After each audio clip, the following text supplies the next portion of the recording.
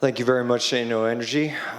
Great event as always. I feel this year compared to last year, there's even more people, even more energy, and even more progress.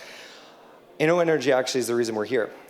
We finished top 5 in the global call 2 years ago, and we just closed a $13.3 million round with Inno Energy as a lead investor, and combined with strategics and corporate VCs and financial VCs from the US, so a true transatlantic fundraising effort. We're working on 100% silicon anodes, and specifically the reason that we're here is the domestic supply chain. So, as you know, they're in everything. They're in your phones right now, your cameras, your laptops, and your vehicles. They are the difference between whether the grid is going to be resilient and EVs are going to overtake gas and petrol cars. But there are problems. These problems are, as you can see in the news, there are cases where you have battery fires from fast charging, you have limited range, slow charging, and then last but not least, the supply chain risk. Right now, we're in an energy crisis because we don't have our own, whether it's in the US or Europe, we don't have our own raw materials, we don't have our own energy, and that's causing a lot of issues. We don't want to repeat the same mistakes with the battery industry, because that's exactly what's going to happen. The main culprit in all of these things is graphite. Graphite is in every single one of your batteries. So they call it lithium ion, but it actually has way more graphite than lithium. And that material is what prevents it from charging fast. That's what limits the energy. That's what limits fast charging. And 95% of processed graphite comes from China. There is no true domestic production in either the US or in the EU. That's going to be an issue because the EU is by far the most aggressive region when it comes to battery manufacturing, electrification, policies, and mandates. You're talking about terawatts of demand of battery production, gigafactories all over the continent, and one of the most aggressive strategies to go fully electric. But if your key ingredient is 95% imported, how are we going to deal with that? And where are all these factories going to get their raw materials? Right now, they have no choice. They have to import them. But we can replace graphite with silicon.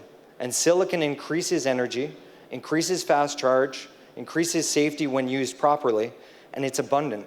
It's the second most abundant material in the Earth's crust, and you already have all the raw materials in both sand and quartz, and you have a very healthy and mature glass industry that builds skyscrapers. And that, most of you probably don't know it because you don't see it, but your windshield has a plasma deposition on your windshield, your windows, your low E windows, your skyscrapers. So why aren't we using it now? Right now, every EV has about 9 to 10% of silicon. But if you try to go higher than that, you can literally rip your anode to shreds, rip through the copper foil. At high loadings, your cycle life could be less than 100 cycles. And silicon powder is actually very dangerous, both to inhale and it's self-combustible. So that's not going to work. We fix that by replacing that with no powder, no carbon, no binder. It actually is a lot more like glass manufacturing or solar manufacturing. We use a high throughput PECVD to deposit the silicon directly onto the copper. And even the copper comes from Europe. We use high tensile strength alloy from Germany. We deposit the adhesion layer, and then using glass manufacturing, we can deposit high throughput porous silicon layer. That means that you can do repeated fast charging. A lot of you haven't bought an EV because you're worried about having to wait 2 hours to charge. Silicon can charge over 250 kilometers in 15 minutes, 600 times. That's all the fast charging you need for the life of a vehicle. And it's safe. We've actually taken cells, stabbed them with a nail, left it in an hour without a battery fire because low surface area silicon has much lower reactivity than particle-based or powder-based materials. And the best part is we're making an announcement at C10 tomorrow at 11 a.m.